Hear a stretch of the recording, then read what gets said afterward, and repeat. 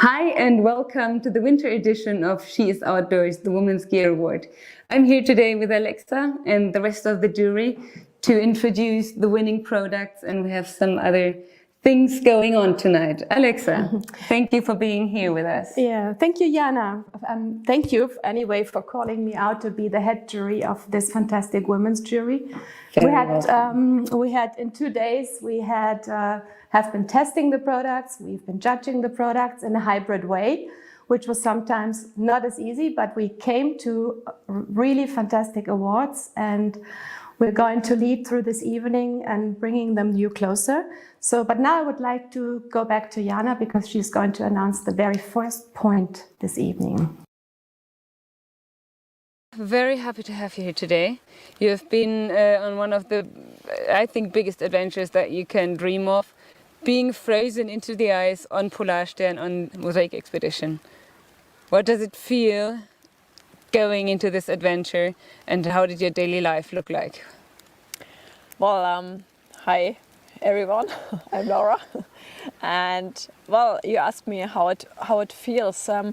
Actually, I would say I really feel humbled to be part, or to be able to join this big expedition, because it meant a lot for me. It was my big dream to be on this icebreaker once in my lifetime. So how did you get there? What happened to get you there? Well, maybe first I have to introduce myself. So I'm a geographer. I studied geography, and my point of view was glaciology. And I really like wide landscapes, snow-covered landscapes. And the thing is that I joined a big excursion to Greenland with university in 2011, and since that I fell in love with Greenland.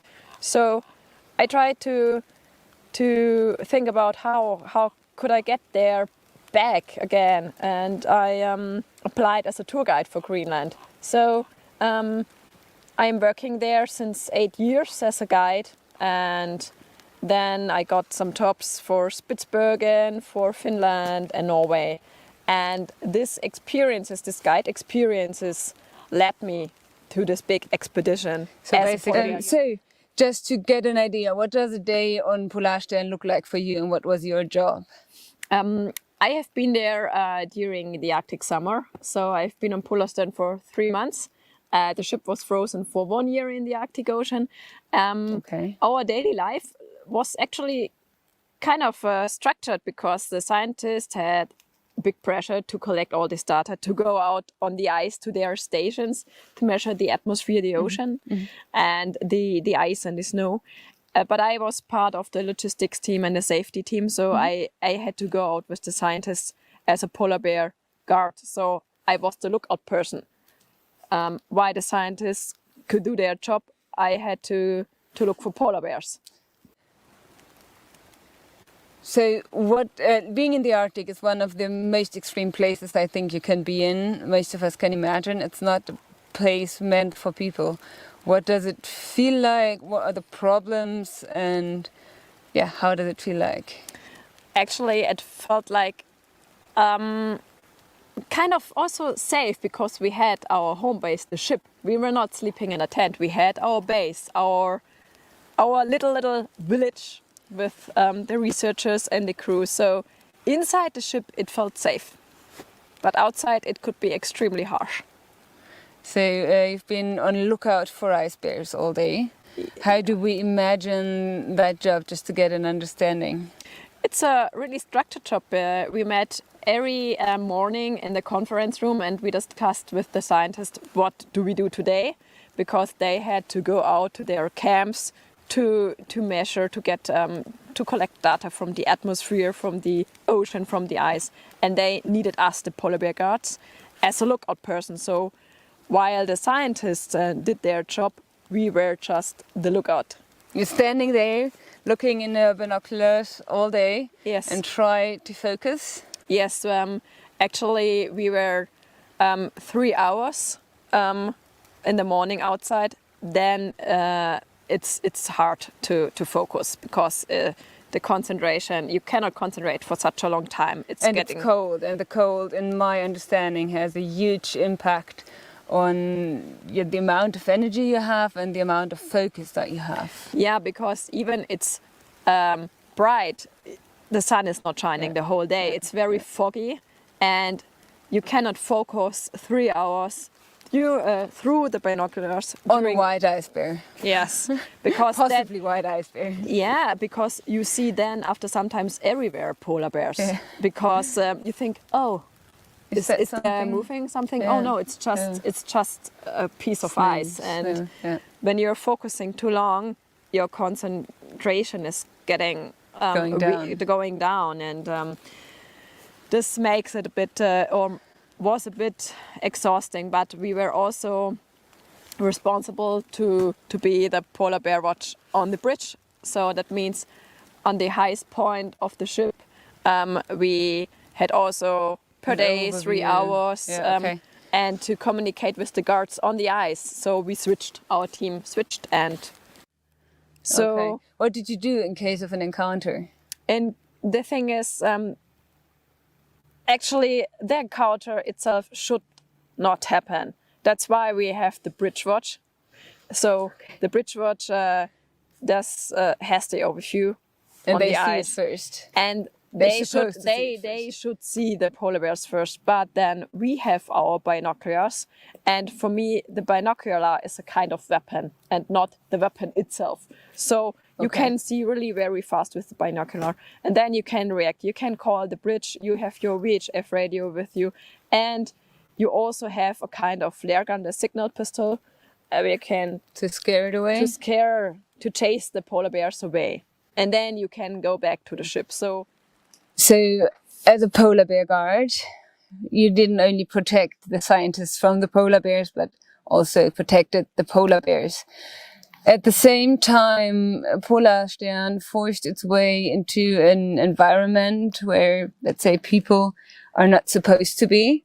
And you did that in the name of research for climate change. How do you deal with that conflict?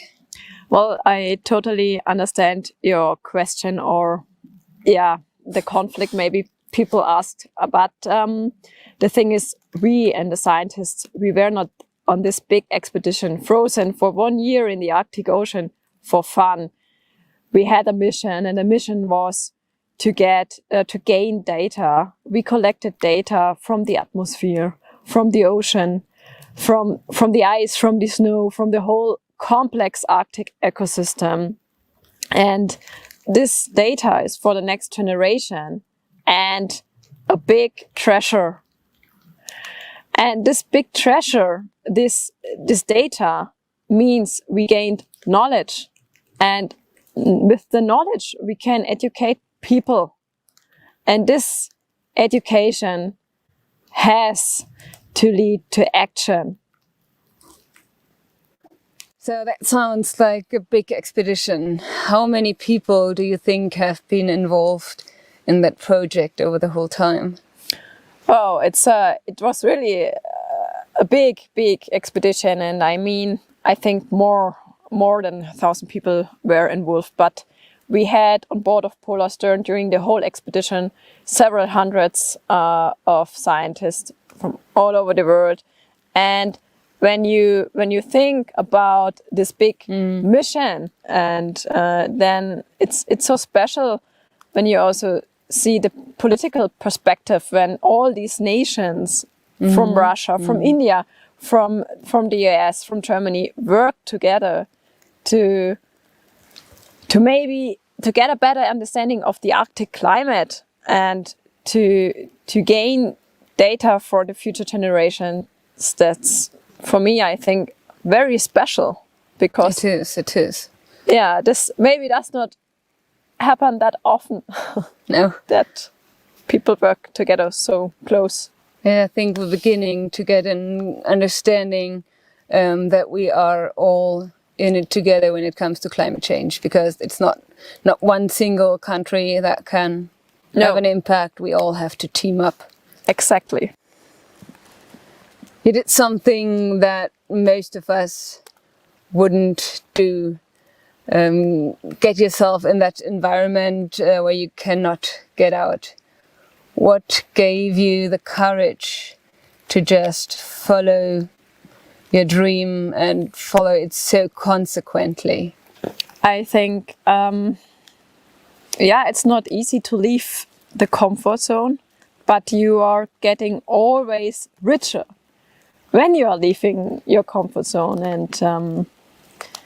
and maybe this is why I'm doing this, and also I feel really connected to the Arctic, and it's just a feeling. I think that we are now at the moment closer to getting an understanding what it means to be stuck on a ship with the same people, with Corona and the lockdowns we have experienced in the last few years. I think that's the closest that most of us are ever gonna get to the experience of being frozen in the ice. You had to go through quite a long time of self-quarantine beforehand. What does it feel now that you're back? When the pandemic started, it was so new for us, and for me it was extremely important to be part of this expedition. So I set myself under self-quarantine for 1 month, and then we had to go under quarantine in a hotel before heading to the Arctic on the ship. Now, when I came back, it felt like, can you say surreal? Because it's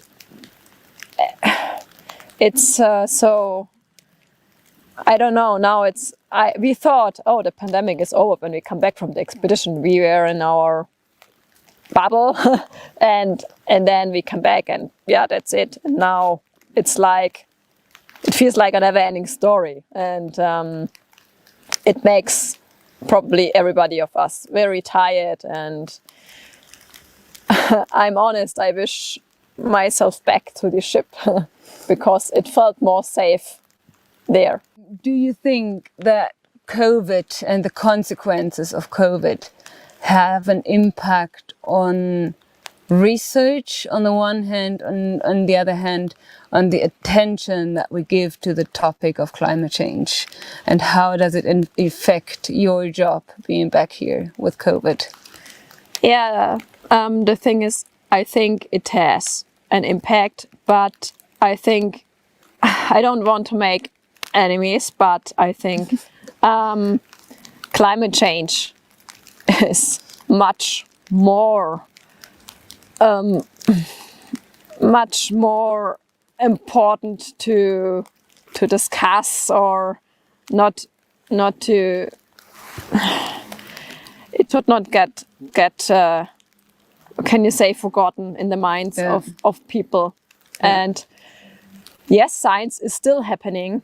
I know that the scientists do a lot of effort to can do their scientific job and work, but I think media is telling now currently to less about climate change, which has in the future more effect than COVID-19, and that's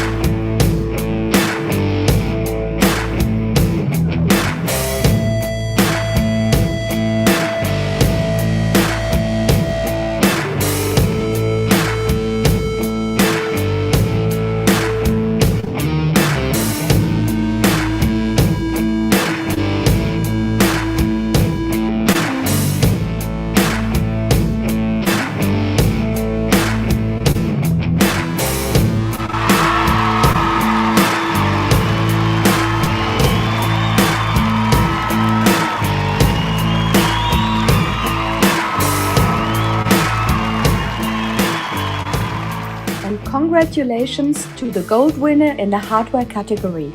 It's the Norröna Lofoten 28 backpack. And the jury says the fit is very women specific, clean design with all the technical details you need. Thank you so much for this award. It's such an honor. We are super stoked to keep creating women-specific product to help encourage and enable women to experience nature and get outside. So again, thank you.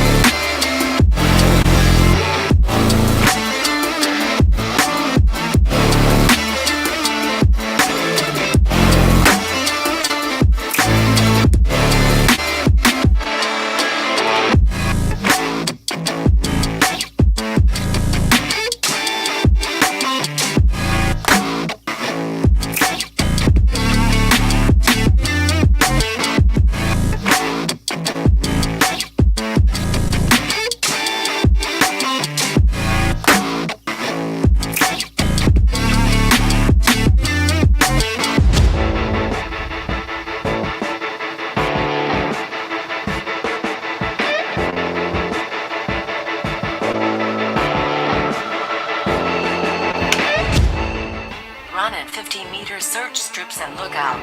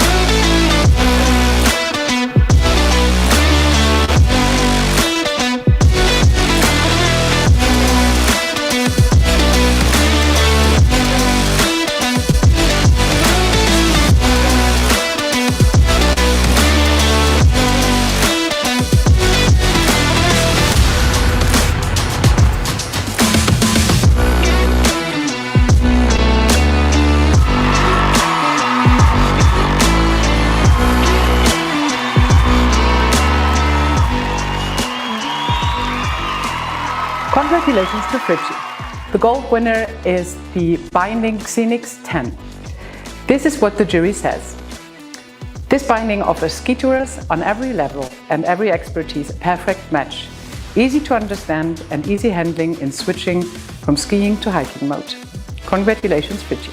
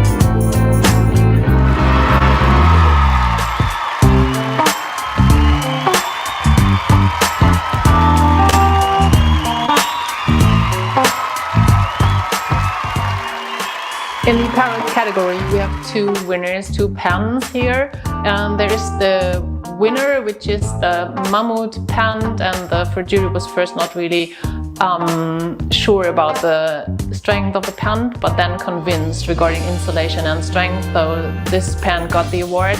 And secondly, we have the gold winner, which is the Ortovoc 3-layer bib, and perfectly shaped, and especially in the upper part, well fitted.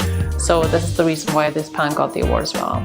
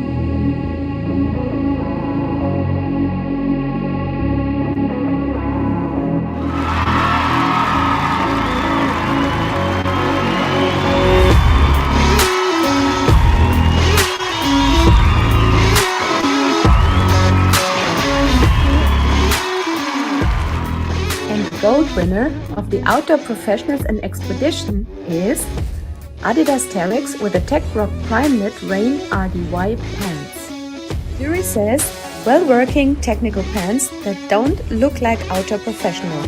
You could also wear it on the streets because of its style and the perfect fit.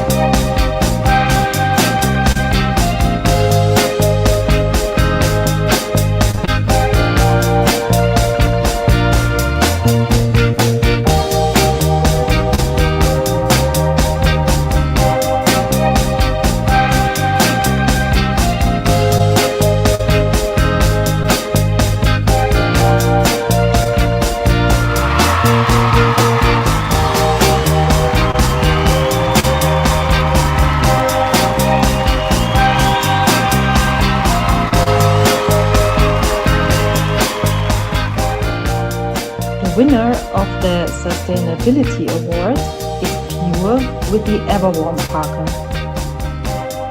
For the jury, it is the perfect combination of fashion and function combined with sustainability. It reflects today's zeitgeist, best of all submitted products.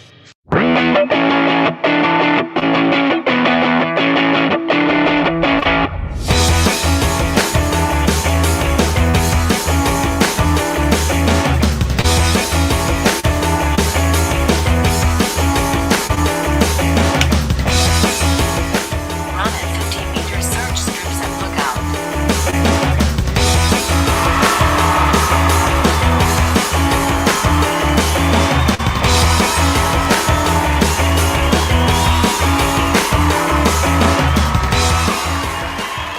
Congratulations to Ultravox. You are the overall winner with your product Direct Voice. And this is what the jury says. It's a big step for people's safety in the mountains. From professional to retail to consumer, everybody was convinced right away.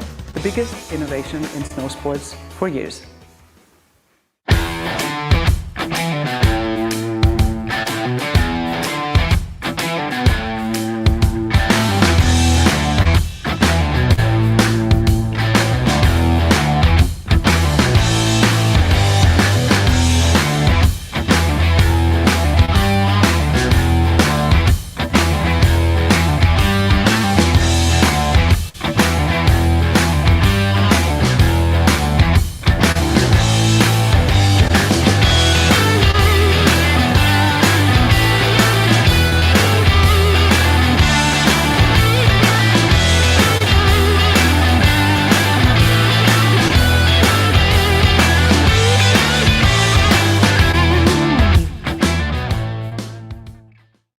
How can we team up to improve the customer experience in times of constant change and at the same time strengthen the local retailers?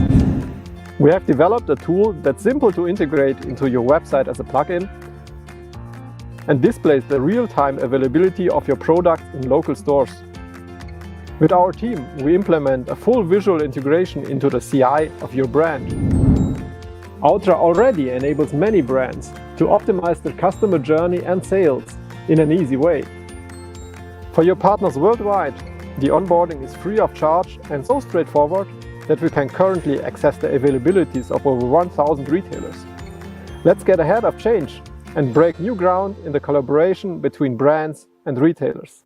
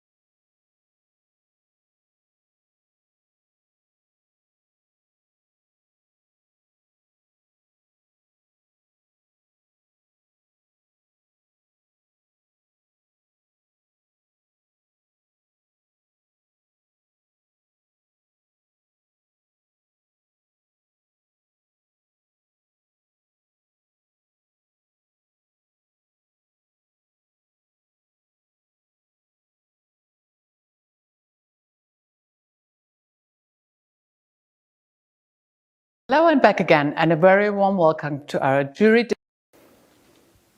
Hello and back again, and a very warm welcome to our jury discussion on She's Outdoors Women's Specific Award.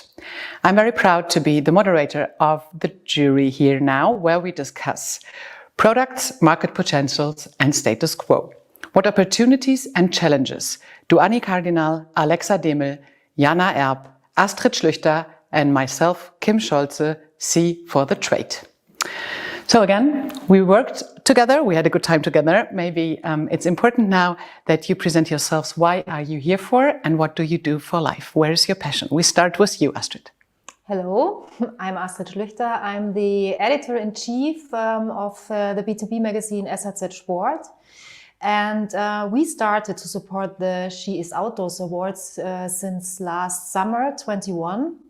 When Jana started the first women-specific award. And for us, it's really important to show our readers that there is more than the slogan "Pink it or shrink it," that women-specific products are very important and have a really good standing in the market, and we should push it more.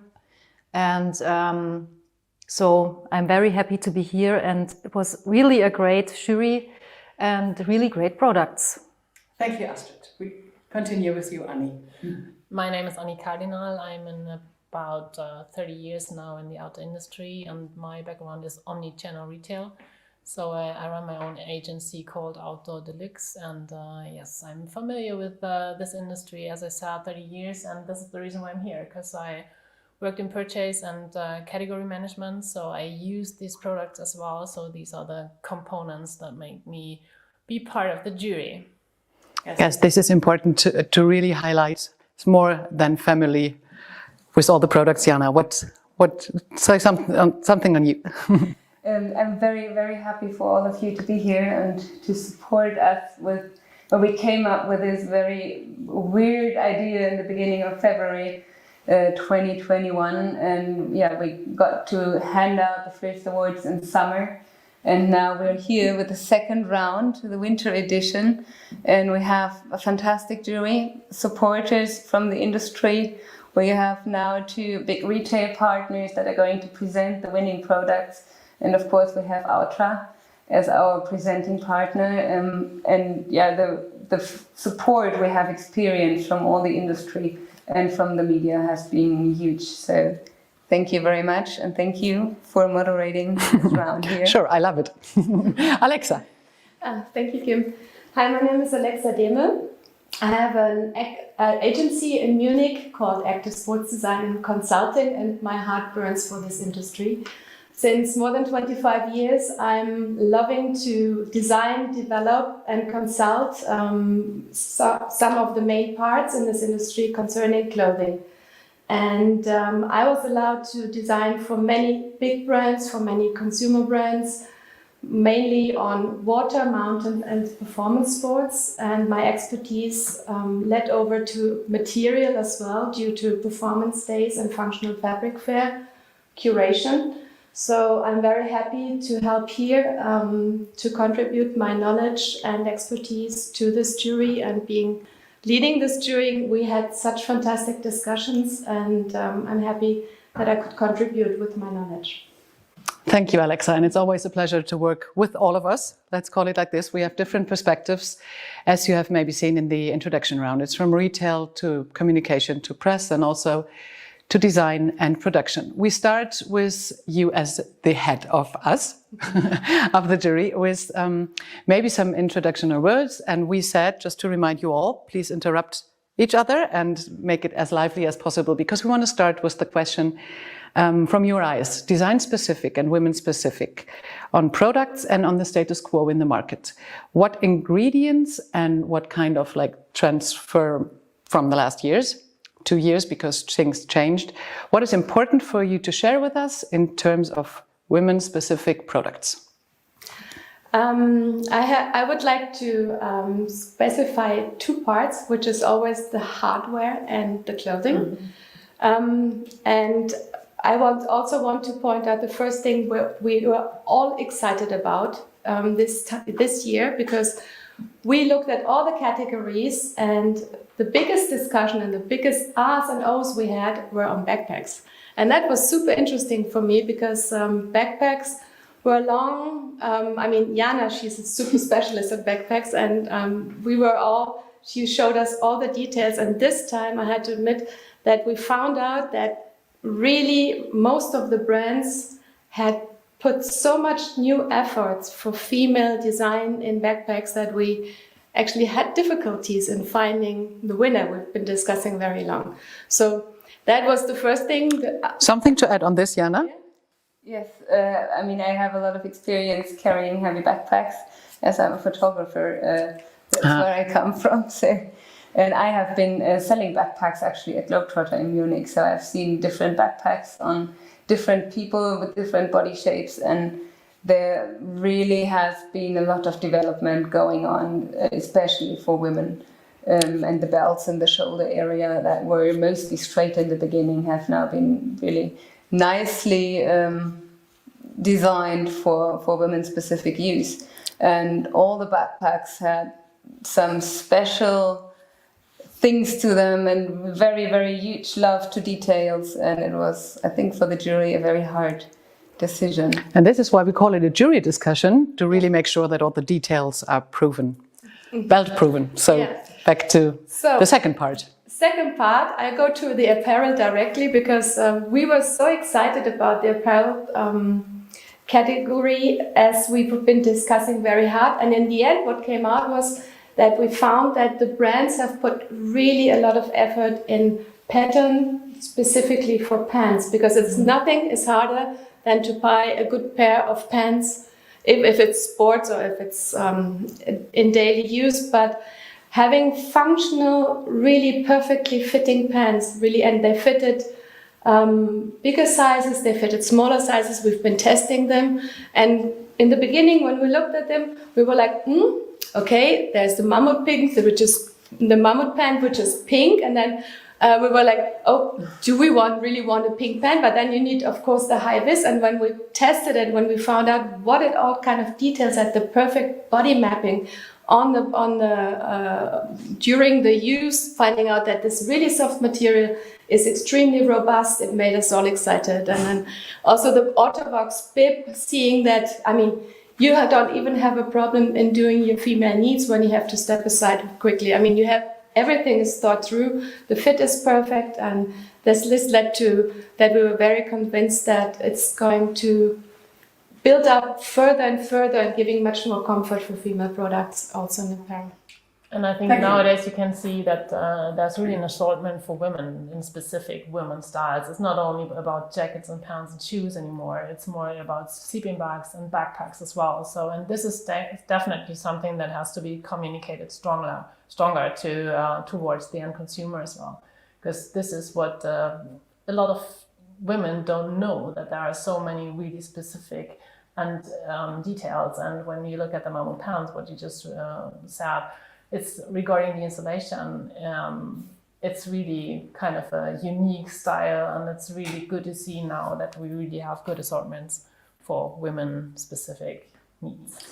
Yes, you made the question already to an answer. Which were your highlights in terms of philosophy, story, in terms of design, demand for materials, and in specific view on trousers as winners? We had lots of discussions on that. So what's your view, Astrid? Because of and your highlight, sorry. Yeah, because of the perfect. Okay, my highlight is the Pure jacket because of the perfect combination of design and function, and the combination with sustainability, because the jacket is really circular. Full circular, and it works in everyday life. So it's for me, it's an urban outdoor jacket, but it works also when you go hiking, and it looks very, very clean and easy. And I think women just want to have easy and clean styles, but not only in clothing, also with technical stuff. And there's a lot more than garments. It's also for skiers that there are specific products, because women want to do free ride sports. They want to do ice climbing and go downhill biking, and they need special. They do. Yeah, they do, and they need special products. And this is a good way to show this. And actually, what you said regarding the pure jacket and the sustainability aspect, having something that's kind of really used in different contexts. So it's a really unique product to use for different days in the year and different activities as well. So I think this is part of the sustainability aspect as well, having something that's really multifunctional. Yeah, a huge point to tick for retail, which is one of your expertise. Maybe there's some highlight conversation around technical devices, because we discussed that. Can you point out what we talked about? You mean regarding the direct voice? The gold winner. The overall winner. So yes, it was the Orderbox direct voice, where we were really all surprised about the pure technique, and that you don't have to be a tech freak to use this item, and it makes it very safe in the mountains, being around on skis. And I think of course it's a unisex product, but I think it's pushing female outdoors as well. So I think there's a movement that makes it easier to go outdoors than by having these technical devices and use them in the snow as well. Thank you. There was one point which we discussed heavily, and we are not the whole jury. Please check out the website for all our wonderful colleagues on Pamela, Kath, etc. And we had a topic. We had an issue on what comes next. And it's the sustainability, not an issue, but of course a demand from the consumers. And each of us had, out of the perspective of the expertise, a very clear frame of what we discussed. We had the point of shopping ethics. We had product selections. We had product ingredients. We had communication and attitude. And we have criteria. And of course, all the background information from the brands. So when we might start, because you already outlined what the sustainability and contribution of retail is in that specific area, and out of your expertise from being a buyer, can you put us on board?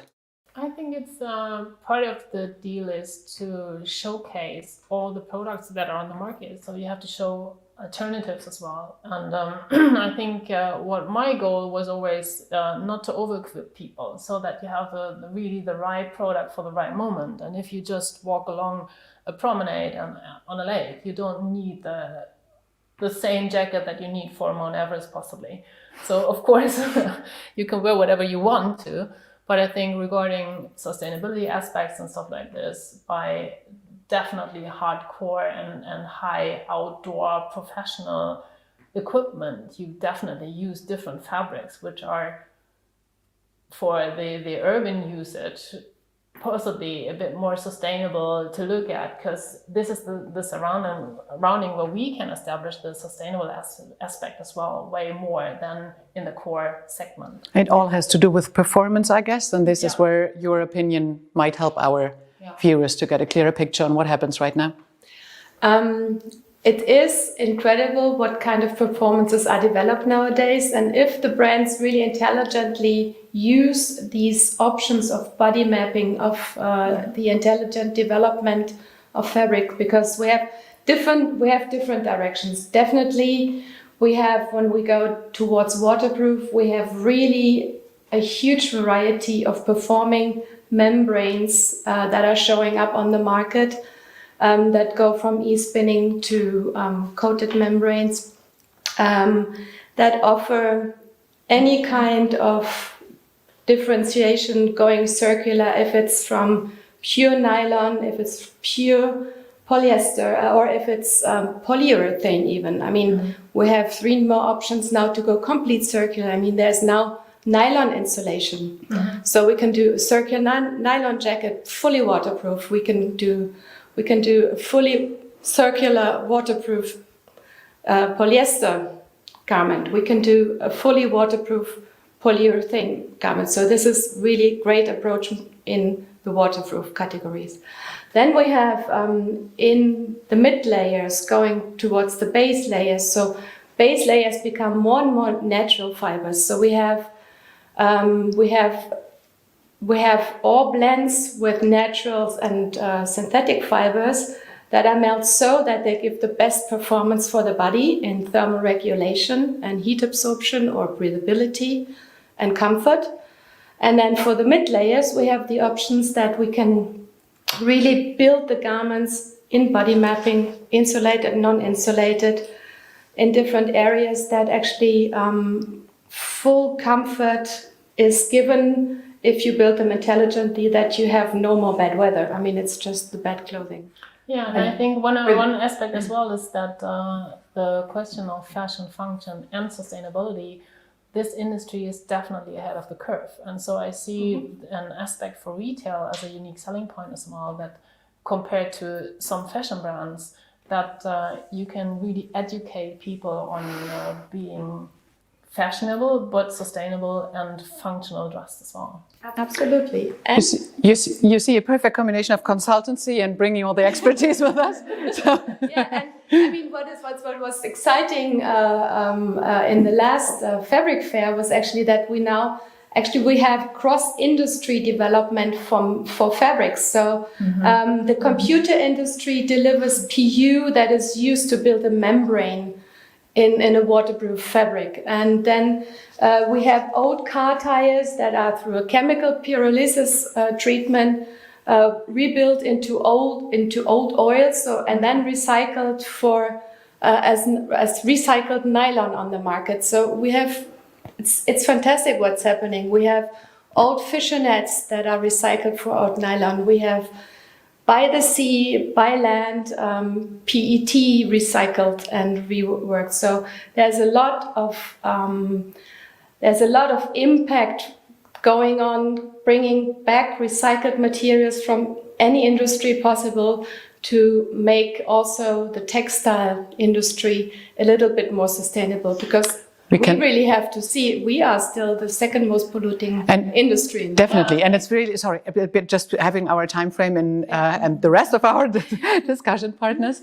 We can only recommend your lectures, and hopefully there are a lot of platforms to come where you can share your eco knowledge, just from the communication part, and then coming back to what do you see in terms of sustainability, the consumer, and the approaches we need to take, not only for the women's perspective, because there's sustainability overarching.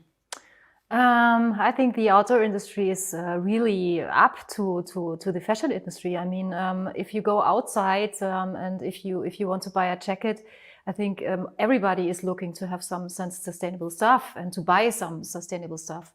And there are a lot of brands who support the consumer by buying some sustainable stuff and to let's repair the jacket and go into the circle again. So I think we are here on a good way, and maybe the fashion industry is there a little bit slower with these terms, but for me the outdoor industry is really good, is really working good, and the consumer is really good informed about all the sustainable features of a jacket or of the materials. Yeah, but I think that the broader aspect, so the broader audience, this is what we have to reach within the next couple of years to be stronger in that case as well. Because when you see the fashion trade shows where I've been the last summer as well, it's definitely not that strong communication regarding sustainability. No. The parts of these trade shows are way smaller than in percentage when compared to the others, what we have as industry shows. And so there is definitely one of these best selling points for retail in the outdoor segment or a sports segment, but definitely you have to communicate this a bit better to the broader audience, that they find something that's fashionable and good for the cities as well. Not just communicate, but also educate. Yes. Educate as well. This is what I said before. Yes, of course, it's part of the deal that we have to educate people as well. This is exactly what all this expertise, authenticity, and super, super enormous energy is why you put the jury like it is. So what is your future? Where do you see She is Outdoors, and what kind of derivations do you do for your criteria? I see this award as an educational platform where we can educate the brands, we can educate people that we reach, the visitors, and we can educate retail, and that's the connection I think we want to make.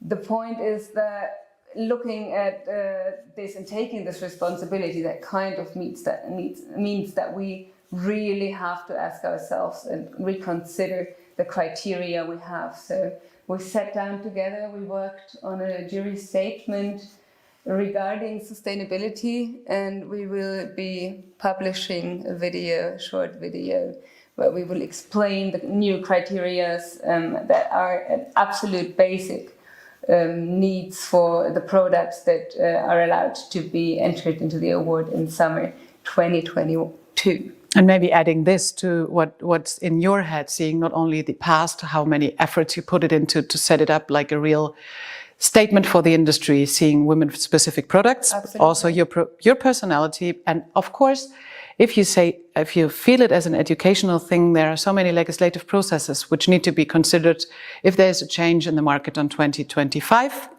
which is then on your responsibility, or even earlier, yeah. So, but seeing is as your responsibility for a platform thinking, Yes. I think that's speaking as from all of us. Congratulations to your great award, to your format. Congratulations to the brands, and see you in summer. Thank you for being a part of this and for supporting us. We couldn't have done it without you. We couldn't have done it without the brands, and of course, we couldn't have done it without our partners. Thank you very much. We will Thank you, see Jana. you at the meet and mingle if you want to join in. We have an open platform to discuss all different kinds of topics. Just join in. We share the link. Thank you. Bye-bye. Bye. Bye-bye.